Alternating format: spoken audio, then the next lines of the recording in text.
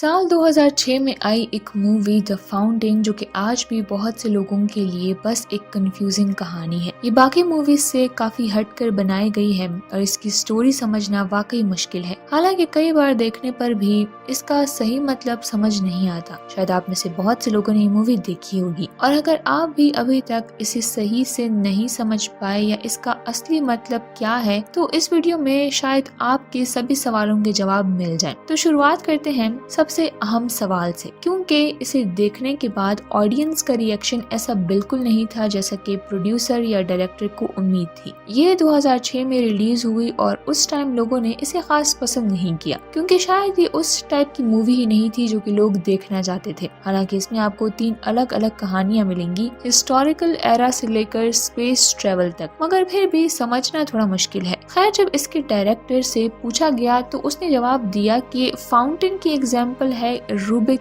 Cube की जैसी। आप इसे डिफरेंट एंगल से तरह तरह से सॉल्व कर सकते हैं मगर हल इसका एक ही निकलेगा जो कि 100% सच है। तो फाउंटेन मूवी को आप कई तरह से देख सकते हैं मगर इसका जो एंड है, जो सही मतलब है, वो एक ही है। तो चलिए इसे सॉल्व करने की कोशिश करते हैं। एक आम मूवी देखने वाला अगर इसको देखेगा तो उसे इसमें 3 कहानियां मिलेंगी, एक पास्ट की, एक प्रेजेंट की और एक फ्यूचर की। जाहिर सी बात है कि मूवी ऐसी ही है और स्टोरी लाइंस भी ऐसी ही बनाई गई हैं, तो शायद कोई भी इसे झुटला नहीं सकता, मगर बातें इससे भी थोड़ी ज्यादा कॉम्प्लेक्स हैं। चलिए द फाउंटेन की 3 स्टोरीज को बिल्कुल अलग अलग रखते हैं। पहले आती है पास्ट की स्टोरी। वैसे इन तीनों ही कहानियों में हमें सेम कैरेक्टर्स दिखाए गए हैं मगर हालात अलग होते हैं। अब पास्ट की जो कहानी है उसका साल है 1478। हमें स्पेन दिखाया गया है और असल में ये एक ऐसा दौर है जहाँ पर स्पेन में एक तरह की वॉर चल रही थी। स्पेनिश इंक्विजिशन भी इसी ही कहा जाता है। खैर, इसमें रानी इजाबेला का जिक्र है तब जहाँ पर उसको थ्रोन का खतरा था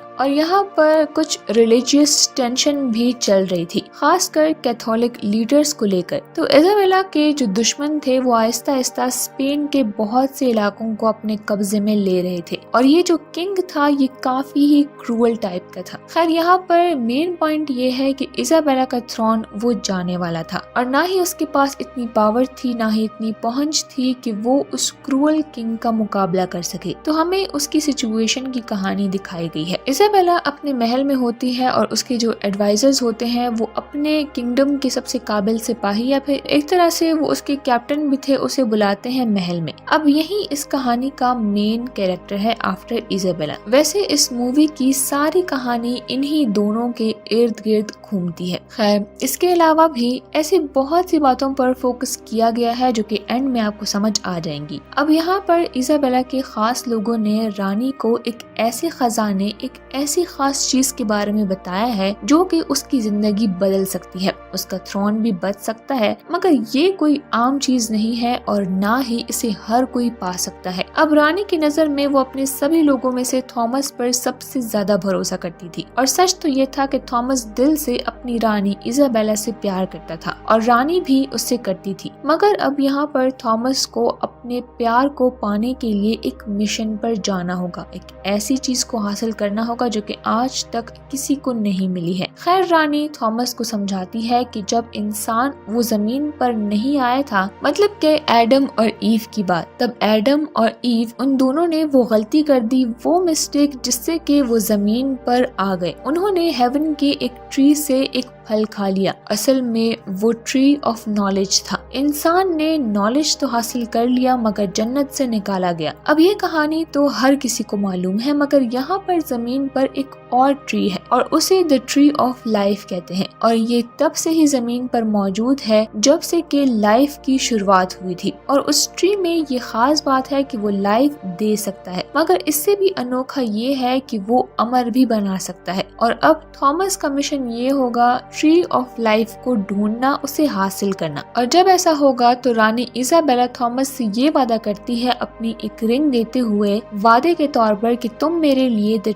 ट्री ऑफ लाइफ ढूंढो और मैं तुम्हारी ईव बन जाऊंगी और दोनों हमेशा हमेशा जिंदगी एक साथ गुजारेंगे जहाँ पर मौत हमें जुदा नहीं कर सकेगी। Together we will live forever. ये लाइन कई बार हमें मूवीज में सुनाई जाती है और खैर यहाँ पर सवाल ये है कि आखिर ट्री ऑफ लाइफ से वो अपने दुश्मन को कैसे हरा सकती है, कैसे इजाबेला अपने किंगडम को बचा सकती है। देखा जाए तो ऐसी सिचुएशन में कोई भी रानी राजा वो अपना किंगडम, अपने तख्त और ताज को बचाने के लिए कुछ भी करेगा। अब एक अमर बनाने वाला खजाना जो कि सिर्फ स्पेन की रानी के पास होगा, पूरी दुनिया उसके आगे घुटने टेक देगी। तो एज अ वेपन वो इसे अपने दुश्मन के अगेंस्ट इस्तेमाल करेगी। मगर थॉमस के लिए तो ये एक मिशन स्पेन के साथ साथ अपनी रानी, अपने प्यार को पाने का भी था। यहाँ पर उस ओल्ड मैन के पास एक खंजर होता है और उसमें 3 होल्स होते हैं और उसे समझाया जाता है कि ये कोई आम खंजर नहीं है, बल्कि इस पर बहुत से रिचुअल्स किए गए हैं और उन्हीं होल्स की मदद से उन्हें मैप में द ट्री ऑफ लाइफ का क्लू भी मिल जाता है। ये ट्री ऑफ लाइफ ये बहुत ही एंशिएंट है, तो इसे दुनिया से छुपाया भी गया है और चूंकि सबसे पुरानी सिविलाइजेशन वो मायान सिविलाइजेशन है, तो ये राज सिर्फ उन्हें ही मालूम है। और बूढ़े आदमी के हिसाब से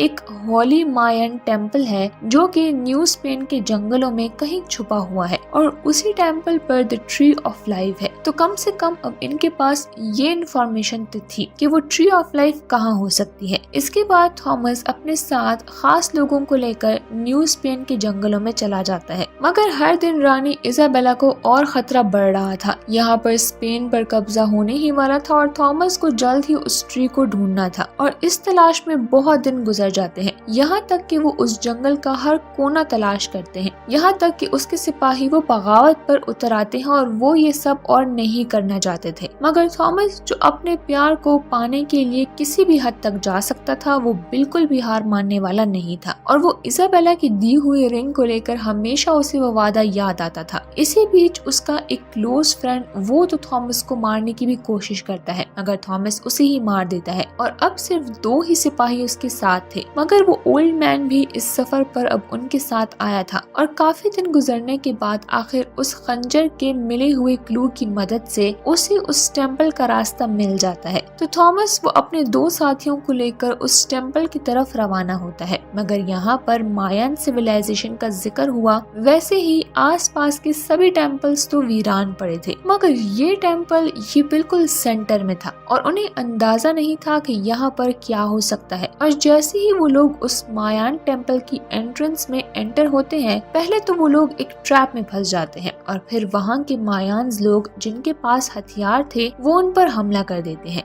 थॉमस के साथ ही वो तो डर कर वहाँ से भागने की कोशिश करते हैं और वो इसी कोशिश में मारे जाते हैं। मगर थॉमस वो उनसे लड़ता है और अब यहाँ पर वो मायान्स वो उसे मारते नहीं हैं, बल्कि वो उसे पकड़ लेते हैं और उसे टेम्पल के ऊपर जाने देते हैं। थॉमस भी काफी हैरान था, तो वो भी चढ़ने लगता है और जब वो बिल्कुल टॉप पर आ जाता है तो एक रास्ता था। वहाँ पर एक टनल था जिससे गुजरने के बाद उसे द ट्री ऑफ लाइफ जरूर मिल सकती थी। मगर उसी रास्ते में मायान्स का लीडर खड़ा था और वो अपने साथ कुछ लाइंस बोलते हुए थॉमस के पास बढ़ता है। वो भी हथियार लिए और सीधा वो थॉमस के पेट में तलवार से वार करता है और वो वहीं पर गिर जाता है, वहीं पर मरने लगता है। अब ये कहानी यहीं तक ऐसी ही दिखाई गई है जिससे कि काफी कुछ समझ आ जाता है द ट्री ऑफ लाइफ के बारे में और खासकर थॉमस का जो मिशन था। और यहाँ पर बात स्पेन को बचाने की भी हो रही है, मगर यहाँ पर उसे 2 ऐसी चीजें मिल रही हैं जिसे इंसान पाने के लिए कुछ भी करेगा। एक इटर्नल लाइफ मतलब कि अमर होना और दूसरा उससे अपना सच्चा प्यार मिलने वाला था। मगर उसकी कहानी यहीं पर एंड हो जाती है। खैर ये इतनी भी सिंपल नहीं, इसे भी समझने के लिए हमें कुछ और बातें जाननी होंगी। अब यहाँ पर हम एक दूसरी कहानी भी देखते हैं जिसे कि कुछ टाइम के लिए हम प्रेजेंट की कहानी मान लेते हैं और जो पहले वाली थी वो पास्ट की कहानी थी। यहाँ भी मेन कैरेक्टर टॉमी और इजी होते हैं। जाहिर सी बात है इजी इजाबेला का शॉर्ट फॉर्म है और टॉमी थॉमस से रिलेटेड है। अब प्रेजेंट की ये कहानी कुछ इस तरह है कि टॉम वो अपनी वाइफ इजी से बहुत ही प्यार करता है और टॉम बाय प्रोफेशन एक सर्जन है, मगर इजी बीमार है, उसे न्यूरो डिजेनरेटिव ब्रेन डिजीज है, एक ऐसी बीमारी जिसका इलाज पॉसिबल नहीं है और इससे इंसान की मौत जल्द ही हो जाती है। इस कहानी में टॉम काफी खोया खोया सा रहता है, काफी सैड सा, और इस मूवी में एक एक सीन हमें कई बार दिखाया गया है। जब टॉम अपनी लैब में होता है तो तब इजी वो उसे बाहर जाने के लिए कहती है। वो कहती है कि पहली बर्फबारी शुरू हो गई है, मगर टॉम अपने काम में इतना बिजी होता है कि वो जाने से इनकार कर देता है और इजी अकेले ही चली जाती है। अब यहाँ पर टॉम वो जानबूझकर ऐसा नहीं करना चाहता था, वो इजी के साथ जाना चाहता था, मगर सच्चाई ये थी कि वो इजी के लिए ही क्योर ढूंढ रहा था। वो किसी तरह से बस उसे बचाना चाहता था और वो इसके लिए काफी ही ज्यादा एक्सपेरिमेंट कर रहा था, काफी कंपाउंड्स तैयार कर रहा था और हर दिन इजी वो मौत के करीब जा रही थी। मगर अभी तक टॉम अपनी इस रिसर्च में कामयाब नहीं हो पाया था और हर दिन हर मिनट इजी मौत के करीब जा रही थी। अब हाल में टॉम और उसकी टीम एक खास तरह के कंपाउंड पर रिसर्च कर रहे थे। उनका सब्जेक्ट एक मंकी था और उसे भी सेम वही ब्रेन डिजीज थी। यहाँ पर टॉम के कैरेक्टर पर ध्यान देना जरूरी है। ये इंसान एक ऐसी सिचुएशन में है जहाँ पर वो नामुमकिन को मुमकिन करने की कोशिश कर रहा है। हालांकि उसे पता है कुछ बातें इंसान के कंट्रोल में नहीं होती, मगर फिर भी टॉम वो रुकता नहीं है और वो सबसे ज्यादा इंटरेस्ट उसी का है इस रिसर्च में। अब हम देखते हैं कि वो एक सर्जरी करने वाले हैं, अपने उस कंपाउंड को टेस्ट करने वाले हैं, मगर कुछ ही देर में वो डिसअपॉइंट होकर बाहर आ जाता है क्योंकि वो फिर से फेल हो चुका था। ठीक उसी टाइम वो ऊपर देखता है और उसे कुछ नजर आता है। वो जो भी था आगे हम सही से जान पाएंगे, मगर यहाँ पर ये सीन एक नेबुला की तरफ इशारा है, जिसे मूवी में ज़िबाला भी कहा गया है और इसे हम आगे जान पाएंगे। तो इसको देखते ही टॉम को सेंट्रल अमेरिका के एक बहुत ही एंशिएंट ट्री का ख्याल आता है और उसका कंपाउंड वो इस्तेमाल करना चाहता है और इस बार वो अपना एक्सपेरिमेंट उसी के जरिए आगे बढ़ाता है और इस बार जब वो कोशिश करता है तो वो कम से कम फेल नहीं होता और कामयाबी की तरफ ये उनका पहला स्टेप था। सर्जरी से पहले टॉम ने अपनी वेडिंग रिंग बाहर ही छोड़ दी थी, मगर सर्जरी के बाद जब वो उसे ढूंढने लगता है तो वो गायब थी। अब मूवी में ऐसे छोटे छोटे पॉइंट्स से ही हमें इस कॉम्प्लेक्स मूवी को समझने में मदद मिलेगी। खैर इस कामयाब एक्सपेरिमेंट के बाद जब टॉम की हेड वहाँ आती है और वो टॉम को समझाती है कि तुम आराम नहीं कर रहे, बस क्योर की तलाश में ही लगे हुए हो, और आज भी उसने उस कंपाउंड को बिना टेस्ट किए ही अपने सब्जेक्ट में इंजेक्ट किया। इस हेड का नाम डॉक्टर लिलियन है और यहाँ पर वो टॉम को इसी के साथ कुछ दिन बिताने का मशवरा देती है, मगर टॉम वो मानने को तैयार नहीं था। और रियलिटी क्या है, वो क्यों ऐसा नहीं करना चाहता, ये हम जानते हैं कि वो उसी के लिए यहाँ पर वो क्योर की तलाश में है। खैर वो घर आता है और एक लम्हे के लिए वो डर जाता है क्योंकि वो इजी को आवाज देता है मगर उसका कोई रिस्पॉन्स नहीं आता और इस बात से वो डर जाता है। विंडो खुली थी तो वो वहाँ पर पहले जाता है और वो इजी को वहाँ पर बैठा हुआ पाता है। वो अपने टेलीस्कोप के साथ थी। अब टॉम भी वहाँ पर आता है और उसके साथ बैठ जाता है और यहाँ पर दोनों की बातें होती हैं। उस टेलीस्कोप से इजी वो उसी नेबुला को देख रही थी जिसे वो ज़िबाल्बा कहती है। अब ज़िबाल्बा असल में मायान मिथ से रिलेटेड, खासकर मौत और फिर से रीबर्थ, मायान्स का इस पर गहरा बिलीव भी था और उसी डिटेल में जाने की खास जरूरत नहीं है। अब इसी वो ज़िबाल्बा के बारे में ये कहती है कि वो एक ऐसी जगह है जहाँ पर सोल्स जाकर फिर से जन्म लेती हैं। ये सुनकर टॉम हैरान भी होता है कि वो ऐसी बातें क्यों कर रही है। तो यहाँ पर इजी असल में एक बुक लिख रही थी और उस बुक का नाम है द फाउंटेन। टॉम पूछता है कि क्या वो बुक कंप्लीट हो गई है। इजी जवाब देती है कि ऑलमोस्ट, मगर टॉम इस बात से हैरान था कि जो बुक इजी लिख रही है वो हिस्टोरिकल है। असल में शुरुआत की जो कहानी हमने देखी है वो इसी बुक की कहानी है, वही स्पेन वाली। तो टॉम पूछता है कि कहानी तो स्पेन के बारे में है, एक नेबुला का जिक्र इसमें क्यों होगा। इजी ये जवाब देती है कि इट बिगिंस देयर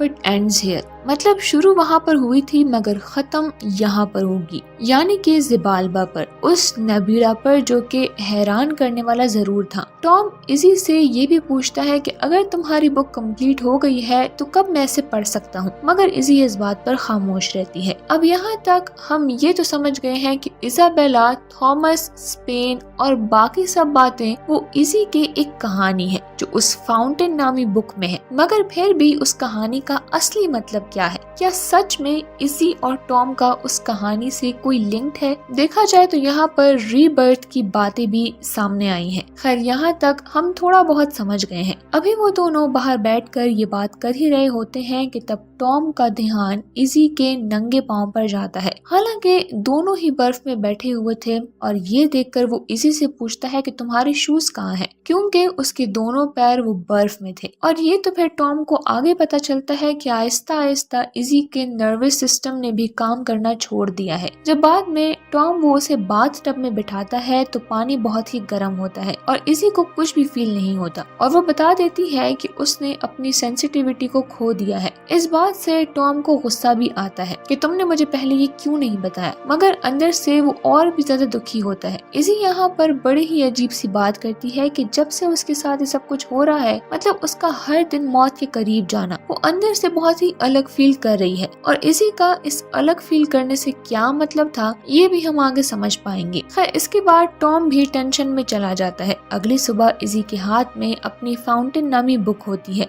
मगर काम की वजह से टॉम उस पर ध्यान नहीं दे पाता और बिना वो बुक देखे ही वहाँ से चला जाता है, क्योंकि उसे इमरजेंसी कॉल आती है अपनी लैब से। वहाँ पर पहुंचकर टॉम को ये पता चलता है कि उसने जो कंपाउंड मंकी पर टेस्ट किया था वो कारगर साबित हुआ है। मगर यहाँ पर टॉम का असली मकसद कुछ और ही था। वो ब्रेन ट्यूमर का पूछता है कि क्या उस कंपाउंड से उस ट्यूमर पर कुछ असर पड़ा है, मगर नहीं। और असल में ये कंपाउंड ग्रोथ रेट को कम करने वाला था और इससे वो इज़ी की मदद नहीं कर सकता था, तो वो फिर से डिसअपॉइंट हो जाता है। मगर इस बार वो इसी कंपाउंड के साथ कुछ भी एक्सपेरिमेंट करता है, इसे और बेहतर और तेज रिस्पॉन्सिव बनाने के लिए, जिससे कि वो इज़ी को बचा सके, क्योंकि यहाँ पर टॉम का सिर्फ एक ही मकसद है, उसे पैसा या शोहरत नहीं चाहिए थी। वो सिर्फ एक ऐसा क्योर ढूंढ रहा था जिससे वो अपने प्यार को बचा सके। हालांकि इस बात से उसका स्टाफ ज्यादा खुश नहीं होता, मगर वो ट्यूमर का इलाज ढूंढना चाहता था, ना कि एजिंग का। अब उसी रात टॉम जब अपने घर में होता है तो उसे नींद नहीं आती और उसे इज़ी की बुक द फाउंटेन मिल जाती है। उसने पहले ही कहा था कि ऑलमोस्ट ये कंप्लीट हो चुकी है, तो वो उसे पढ़ने लगता है और इसी के साथ टॉम वो स्पेन के उस एरा में चला जाता है, उस कहानी में बिल्कुल खो जाता है जो हमने सबसे पहले एक्सप्लेन की थी इजाबेला और थॉमस की, जहाँ उन्हें किस चीज का डर था और इजाबेला ने थॉमस को कौन सा मिशन दिया था। क्योंकि अब हम जानते हैं कि ये कहानी पास्ट की कोई कहानी नहीं है, बल्कि इज़ी की एक फिक्शनल स्टोरी है। ये बात अलग है कि जिस एरा के बारे में या फिर जिस क्वीन के बारे में लिखा गया है, कुछ बातें उसमें रियल लाइफ से भी जुड़ी हैं, मगर बाकी सब कुछ फिक्शनल है। यहाँ पर अगर हम ध्यान दें तो बुक की कहानी और प्रेजेंट की कहानी, मतलब टॉम और इज़ी की, काफी मिलती जुलती है। बुक में इजाबेला का थ्रोन, उसकी जान खतरे में है, एक खतरनाक इंसान वो उससे सब कुछ छीनने वाला है, और थॉमस वो अपनी रानी से इतना प्यार करता है कि उसे बचाने के लिए वो नामुमकिन सी खोज पर निकल जाता है। और जैसे द ट्री ऑफ लाइफ, जिसे ढूंढना लगभग नामुमकिन है, मतलब कि अमर करने वाला एक क्योर, और रियल लाइफ यानी कि प्रेजेंट में भी इज़ी को एक ऐसी ही बीमारी है जिसका क्योर टॉम ढूंढ रहा है। मगर यहाँ जब भी टॉम वो ये बुक पढ़ता है तो हमें ऐसे रिएक्शंस देखने को मिलते हैं जैसे कि ये सब कुछ टॉम ने पहले ही देखा हो। और यहाँ पर ये बात हमें शक में डाल देती है कि शायद इज़ी की ये कहानी रीबर्थ या फिर इनकार्नेशन जैसी बातों की तरफ इशारा हो। मगर किसी भी कॉम्प्लेक्स कहानी को समझने से पहले उसे सभी पहलुओं से अच्छी तरह से जानना जरूरी है, तो इसकी जो रियल मीनिंग है वो एंड में हमें खुद ही समझ आ जाएंगे। यहाँ तक हम ये दो कहानियां बिल्कुल क्लियरली समझ गए हैं कि आखिर चल क्या रहा है। खैर अगले दिन हम देखते हैं कि इज़ी एक म्यूजियम में गई है, जहाँ पर टॉम भी आ जाता है, और यहाँ पर इज़ी वो कुछ मायान आर्टिफैक्ट्स टॉम को दिखाती है, जिसमें के वही रीबर्थ और द ट्री ऑफ लाइफ जैसी मिथ्स की बातें थी। साथ ही ज़िबाल्बा की तरफ भी इशारा था।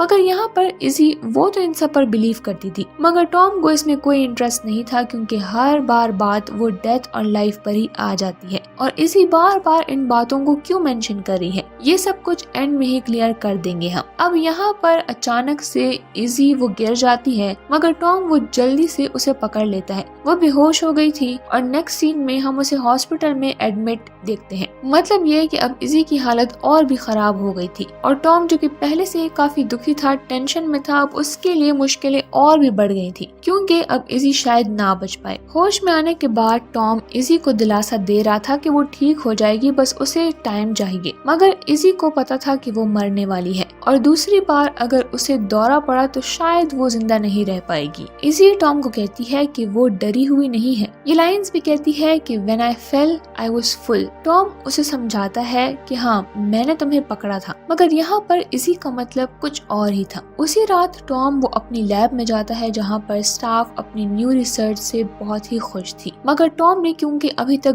ब्रेन ट्यूमर का क्योर नहीं ढूंढा था तो उसी रात फिर से वो एक टेस्ट करना चाहता था। इस बात पर स्टाफ उससे नाराज भी हो जाता है, यहाँ तक कि डॉक्टर लिलियन के साथ तो उसका झगड़ा भी होता है। हालांकि वो उसे समझाती है कि तुम रातों रात कोई क्योर नहीं बना सकते, ये नामुमकिन है। और इस बात को लेकर टॉम वो बहुत ही गुस्सा था और अंदर से दुखी था। अब यहाँ पर मूवी में दूसरी बार हमें ये दिखाया जाता है कि टॉम ने अपनी वेडिंग रिंग कहीं खो दी है, वो उसके पास नहीं है। इन पॉइंट्स को जहन में रखें। खैर रात को वापस से हॉस्पिटल में आता है जहाँ पर इजी एडमिट थी। वो उसके साथ टाइम स्पेंड करता है और यहाँ पर दोनों की कॉन्वर्सेशन होती है। अब ये एक ऐसी सिचुएशन है जहाँ पर इजी मरने वाली है, मगर टॉम वो उसे खोना नहीं चाहता और वो उसे बचा भी नहीं सकता, ये उसके हाथ में ही नहीं है। खैर इजी उसे अपनी एक मोसेस नामी दोस्त की कहानी सुनाती है जो कि शायद उसके साथ किसी ट्रिप पर गया था। उसने कहा कि मोसेस के फादर मर गए थे तो मोसेस ने उसके ग्रेव पर एक सीड रखा और टाइम के साथ वो उसके ग्रेव पे बड़ा होता गया और मदर नेचर की वजह से उसका हिस्सा उस ट्री में भी था, उसके पत्तों में, उसकी ब्रांचेस में, और वो उस नेचर का एक हिस्सा बन गए। यहाँ पर इजी एक लाइन भी कहती है कि death is the road to awe. यहाँ अगर हम इसे अपनी लैंग्वेज में समझने की कोशिश करें तो जिंदगी मौत की अमानत है, एक दिन तो हम सभी को मरना ही है। मगर टॉम वो उसे मौत वाली बात को बर्दाश्त नहीं कर पा रहा था। हालांकि इजी उसे बहुत समझाने की कोशिश करती है कि मैं बिल्कुल तैयार हूँ मरने के लिए, मुझे कोई डर नहीं है। खैर ठीक उसी टाइम वो टॉम को अपना एक पेन गिफ्ट करती है और उससे वादा लेती है कि तुम मेरी फाउंटेन बुक के आखिरी चैप्टर को खुद लिखोगे ताकि वो कंप्लीट हो जाए। यहाँ पर टॉम कहता है कि मैं कैसे ऐसा कर सकता हूँ, मगर इजी जिद करती है और वो रात टॉम इजी के साथ हॉस्पिटल में ही बिताता है जहाँ पर थॉमस पर वो मायान लीडर हमला कर देता है, मगर फिर इजी की सांसें वो थमने लगती हैं। तो टॉम बहुत ही डर जाता है क्योंकि वो खुद भी एक डॉक्टर था, तो वो जल्दी से उसे सीपीआर देने की कोशिश करता है। अलार्म बजने लगता है और इतने में डॉक्टर भी वहाँ पर पहुँच गए थे और टॉम को वो बाहर निकाल देते हैं क्योंकि ये एक इमरजेंसी थी। और यहाँ पर टॉम वो बहुत ही नर्वस और दुखी था क्योंकि वो इजी को खो रहा था। इसी डर की हालत में उसकी नजर हॉस्पिटल के एक ओल्ड पेशेंट पर पड़ती है जो टॉम की तरफ ही देख रहा था। और टॉम जब उसकी तरफ देखता है तो उसे कुछ फील होता है, मगर जल्दी वहाँ पर लिलियन आती है और अब आप इस ओल्ड पेशेंट को याद रखें, इजी नहीं बच सकी और उसकी मौत हो गई थी। टॉम वो बिल्कुल टूट गया था और अपने घर आता है, बहुत रोता है और घर की सारी चीजों को वो गुस्से में तोड़ने लगता है। तभी उसकी नजर इजी की दिए हुए पेन पर पड़ती है और उसकी वेडिंग रिंग भी मिसिंग थी, तो वो उसी से अपनी वेडिंग रिंग का टैटू अपनी उंगली पर बनाने लगता है और वो काफी दुख की हालत में था। और इस कहानी में इजी अब मर गई। अगले दिन हमें फ्यूनरल दिखाया जाता है जहाँ पर डॉक्टर लिलियन भी आई थी और टॉम वो बहुत ही दुखी था और गुस्सा भी। इजी को दफनाने के बाद लिलियन वो टॉम से बात करने आती है, मगर यहाँ टॉम कहता है कि मौत वो एक बीमारी है और इसका इलाज भी होगा और वो इसे ढूंढ कर ही रहेगा। इसके साथ वो वहाँ से चला जाता है। अगले ही दिन वो लैब में आता है और उसका स्टाफ हैरान था, मगर वो कहता है कि उसे क्योर ढूंढना है मौत का, वो अमर होने का कोई क्योर ढूंढ रहा था। इसके बाद वो अपने काम पर लग जाता है और साथ ही इजी की बुक द फाउंटेन का आखिरी चैप्टर भी खाली है जहाँ पर वो टॉम को ही लिखना होगा। और एंड में हम ये भी देखते हैं कि टॉम वो बाद में आकर इजी के ग्रेव पर एक सीड रख देता है जैसे कि उसने एक कहानी सुनाई थी, और टॉम वो ज़ेबाल्बा की तरफ देखता है और अब उसने उस बुक का वो लास्ट चैप्टर लिखा या नहीं ये एंड में हमें समझ आएगा। अब ये कहानी यहीं तक थी। हमने मूवी की 2 कहानियों को कम्प्लीटली कवर कर लिया है। अब हम काफी कुछ जानते हैं। अब हम मूवी की तीसरी स्टोरी लाइन को समझने की कोशिश करेंगे, जो काफी अलग और इंटरेस्टिंग होने वाली है। अब यहाँ पर हम टॉम को स्पेस में देखते हैं और वो एक स्पेसशिप में ट्रेवल कर रहा है, जिसे शायद ही आज तक हमने किसी मूवी में देखा हो। उसका आउटफिट भी काफी अलग है और वो इस ऑर्गेनिक बबल शिप में बिल्कुल अकेला है। इसी शिप के सेंटर में एक सूखा हुआ ट्री भी है और टॉम वो ज़िबाल्बा की तरफ ट्रेवल कर रहा है। अब चूंकि हम दोनों ही कहानियां जान गए हैं, तो इस तीसरी कहानी को देखकर हम ये अंदाजा लगा सकते हैं कि जब टॉम ने इजी के मरने के बाद अपना वो एक्सपेरिमेंट कंटिन्यू रखा, मतलब उसने कहा कि वो डेथ इस डिजीज को वो क्योर करेगा, तो शायद उसने वो क्योर ढूंढ लिया और अब इंसान वो अमर हो गए हैं, वो नहीं मरते। और शायद इंसान इतना डेवलप हो गया है कि उसने ये ऑर्गेनिक शिप भी बनाए हैं, जिसमें कि अब टॉम ट्रेवल कर रहा है। और ये ट्री, या तो ये द ट्री ऑफ लाइफ है, वही ट्री जिसका जिक्र मूवी में आया था, या ये वो ट्री है जो कि इजी के ग्रेव पर उगा था। और अब चूंकि इस ट्री में भी इजी का हिस्सा है, जैसे कि नेचर का उसूल है, हर चीज वो नेचर में समा जाती है एक अलग रूप में, तो शायद ये वही ट्री है। और चूंकि इसी के हिसाब से ज़िबाल्बा एक नेबुला है जहाँ पर आत्माओं का रीबर्थ होता है, तो शायद टॉम इसी को वहाँ पर ले जा रहा है ताकि उनका फिर से जन्म हो सके। अब इन थ्योरीज को याद रखें, इसके बारे में थोड़ी देर में बात करेंगे। इस स्टोरी लाइन में हमें टॉम कई बार मेडिटेशन करते हुए दिखाया जाता है और वो हमेशा ट्री से ऐसे बात करता है जैसे वो इजी से बात कर रहा हो, क्योंकि वो ये लाइन कई बार बोलता है कि वी आर ऑलमोस्ट देयर, और वो अपने हाथ पर लाइंस वाले टैटू भी बनाता है और ये उसी पेन से जो कि इजी ने उसे गिफ्ट किया था। और बार बार उसे इजी की हेलुसिनेशंस आते हैं। और यहाँ पर हम ये भी अंदाजा लगा सकते हैं कि टॉम शायद कई सैकड़ों सालों से स्पेस में सफर कर रहा है, क्योंकि ज़िबाल्बा अर्थ से बहुत दूर है। और जब भी टॉम को इजी के हेलुसिनेशंस आते हैं तो वो ये एक ही लाइन कहता है कि टॉम फिनिश इट, मगर टॉम मानने के लिए तैयार नहीं था। और इसका मतलब यही है कि वो बुक के लास्ट चैप्टर को कंप्लीट कर दे। खैर, ये सब कुछ हमें कई बार दिखाया तो गया है और एक पॉइंट पर ऐसा लगता है कि वो ट्री मर रहा है और टॉम उसके लिए बहुत रोता है। इतने में वो ज़िबाल्बा तक पहुंच जाता है और यहाँ पर उसे इजी नजर आती है, पहले तो इजाबेला के रूप में, और वो वही बात कहती है कि फिनिश इट टॉम। उसके सामने टॉम रोता है और कहता है कि मुझे नहीं पता मैं कैसे इसे खत्म करूं। तो इजी कहती है कि you do and you will. और आखिरकार यहाँ पर टॉम वो कहता है कि आई एम गोना डाई, मैं मरने वाला हूँ। और इसी के साथ कहानी और भी कॉम्प्लेक्स होने लगती है जब हमें दूसरी स्टोरी लाइन के सीन भी दिखाए जाते हैं, जैसे कि वो टाइम जहाँ पर इजी टॉम को अपने साथ वॉक पर जाने के लिए कहती है कि ये फर्स्ट स्नो है। मगर शुरू में हमने देखा कि टॉम काम में इतना बिजी था कि वो इजी के साथ नहीं जा पाता और अपने काम पर चला जाता है, मगर इस बार हम देखते हैं कि वो काम को छोड़कर इजी के साथ जाता है। यहाँ पर स्पेसशिप से टॉम भी एक बबल में बाहर चला जाता है और साथ ही हमें उस पहली कहानी का एंड दिखाया जाता है जहाँ पर वो मायान लीडर वो थॉमस को मारने वाला था, मगर तभी वहाँ पर अचानक से फ्यूचर वाला टॉम अपीयर हो जाता है और वो मायान लीडर वो थॉमस को अपनी जान दे देता है, जहाँ पर थॉमस उसे मार देता है और आगे चला जाता है और उसे वहाँ पर द ट्री ऑफ लाइफ आखिर मिल जाता है। वो जख्मी भी था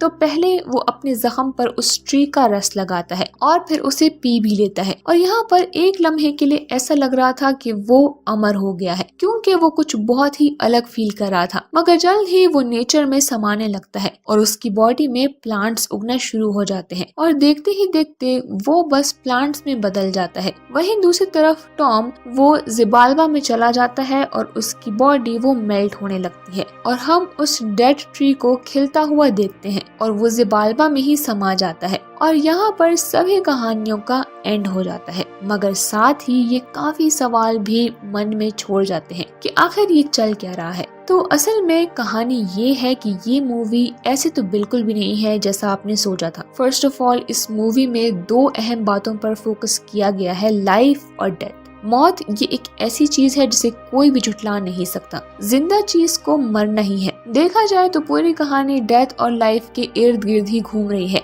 यहाँ पर दो ऑपोजिट सोच थी, इजी जिसने डेथ को एक्सेप्ट किया और टॉम जो कि डेथ को नहीं मान रहा था, इस सच्चाई को वो कबूल ही नहीं कर रहा था और इसी वजह से उसने अपनी लाइफ मुश्किल बना दी थी। अब कहानी का जो लास्ट हिस्सा था जहाँ पर टॉम वो एक स्पेस बबल में ट्रेवल कर रहा था, असल में ये रियल नहीं था। टॉम ने कोई ऐसा क्योर ढूंढा ही नहीं था कि जिसमें इंसान अमर हो जाए, ना ही वो सच में स्पेस में था। असल में इस मूवी की जो रियल स्टोरी थी वो कुछ और ही थी। पहली कहानी वो इजी की बुक की थी। टॉम उससे प्यार करता था तो उसे खोना नहीं चाहता था, मगर कड़वा सच यही था कि मौत तो आनी ही है और इसी भी उससे प्यार करती थी। तो उसे सच एक्सेप्ट करने के लिए उसने फाउंटेन बुक लिखी ताकि वो मौत के इस कॉन्सेप्ट को दिल से एक्सेप्ट करे। यही वजह थी कि उसने कई बार इस लाइन का इस्तेमाल किया कि death is the road to awe. Tom की लाइफ में क्या हुआ वो हमने देख लिया। मौत ने इजी को छीन लिया और टॉम वो मौत को एक डिजीज मानने लगा। मगर यहाँ पर एक इंटरेस्टिंग बात यह है कि हमें जब भी टॉम के हाथ में वो वेडिंग रिंग नहीं दिखाई गई तो असल में वो इस बात की तरफ इशारा था कि रियल टॉम ये है ही नहीं। वो तो असल में हॉस्पिटल के बेड पर पड़ा हुआ है जहाँ पर हमने उसकी झलक देखी थी। वो भी मर रहा है और इजी को मरे हुए कई साल हो गए हैं और ये जो स्टोरी हमने देखी ये तो बस पास्ट की यादें थी। अंगूठी का गायब होना डायरेक्टर की तरफ से हमारे लिए एक क्लू है। स्पेस का सफर या फिर ऑर्गेनिक शिप असल में वो भी टॉम की स्पिरिचुअल जर्नी थी मौत की तरफ। मतलब ऐसा कोई शिप या ये सब कुछ रियल नहीं है। वो मौत के करीब जा रहा था मगर आज भी वो मौत को एक्सेप्ट नहीं कर रहा था और इजी ने अपने बुक का जो लास्ट चैप्टर छोड़ा था टॉम के लिए, उसकी एंडिंग भी मौत पर खत्म होनी थी। जैसे कि हमने देखा कि थॉमस के साथ क्या हुआ, तो सारी बात वो इस तरफ इशारा करती है कि टॉम वो मौत को ठुकरा रहा था और इजी वो उसे एक्सेप्ट करने को कह रही थी। बाकी इस कहानी में कोई टाइम ट्रेवल नहीं है, ना ही कोई रीइंकार्नेशन, ये तो बस यादें थी टॉम की। और ऑर्गेनिक शिप में वो ट्री असल में इजी को रिप्रेजेंट करा था, क्योंकि डेड ट्री को स्पेस में ले जाना, उसे दोबारा से जिंदा करना ये मुमकिन नहीं है और ज़िबाल्बा वो मौत की तरफ इशारा है।